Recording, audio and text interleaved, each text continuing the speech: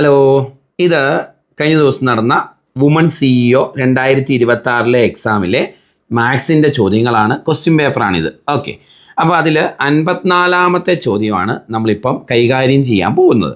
കലണ്ടറിൻ്റെ ചോദ്യമാണ് അല്ലേ. സാധാരണ കലണ്ടറിൽ നിന്നൊക്കെ ചെറിയ ചോദ്യങ്ങൾ കാണാറ്. ഇത് കുറച്ച് കൺഫ്യൂഷൻ വരാൻ സാധ്യതയുള്ളൊരു ചോദ്യമായിരുന്നു.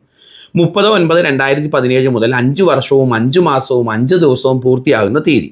ഓക്കെ, അപ്പം 30/9/2017 മുതൽ അല്ലേ 5 വർഷം, അതുപോലെ 5 മാസം, അതുപോലെ 5 ദിവസം പൂർത്തിയാകുന്ന തീയതി.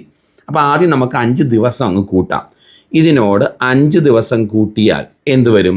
30/9/2017 5 ദിവസം കൂട്ടിയാൽ 5/10/2017 എന്ന് വരും. സംശയമില്ലല്ലോ, 5 ദിവസമാണ്. അപ്പോൾ 5 അടുത്ത മാസമാവും 10/2017. 5 ദിവസം കൂട്ടിക്കഴിഞ്ഞാൽ അടുത്ത സ്റ്റെപ്പ് നമുക്ക് 5 മാസം കൂട്ടാം.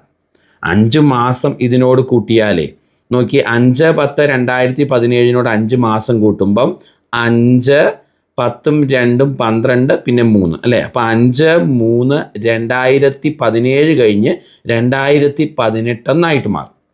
ഇനി ഇതിനോട് 5 വർഷം കൂട്ടാം.